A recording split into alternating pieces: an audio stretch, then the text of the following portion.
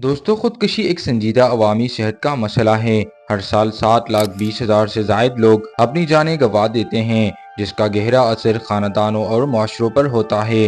हर साल 10 सितंबर को आलमी दिन बराए इंसदादी खुदकुशी मनाया जाता है। दोस्तों, खुदकुशी एक नहायत हसास और संजीदा मसला है और इसकी वजूहात मुख्तलिफ हो सकती हैं। हर इंसान के हालात मुख्तलिफ होते हैं, लेकिन इसके कुछ आम वजूहात हैं। शदीद जहनी दबाव यानी डिप्रेशन इंसान को मायूसी, बेबसी और बेमकसदी का एहसास दिलाता है, जिससे वो ज़िंदगी छोड़ने की सोच तक पहुंच जाता है। जब कोई शख्स ये महसूस करे कि इसकी ज़िंदगी में बेहतरी की कोई सूरत बाकी नहीं, तो वो खुदकशी को हल समझने लगता है। जज्बाती जज्बे या ज़ाती सदमे जैसे किसी अजीज़ की मौत, तलाक या ताल्लुकात का ख़त्म होना इंसान को जहनी तौर पर झंझोड़ सकता है।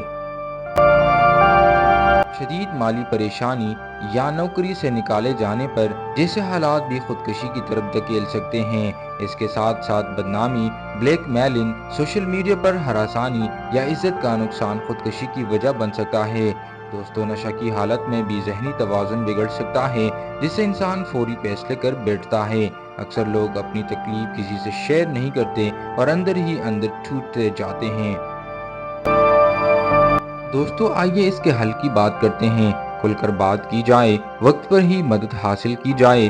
जहनी मर्ज की सूरत में फौरन डॉक्टर से ही रुजू की जाए। रिश्तेदारों और दोस्तों के साथ खुशगवार ताल्लुकात को बरकरार रखा जाए। अल्लाह पर भरोसा रखें और दुआओं का सहारा ले।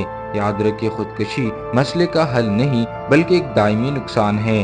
जिंदगी में हर मुश्किल का कोई न कोई हल जरूर होता है, बस थोड़ा सब्र और हौसला दरकार होता है।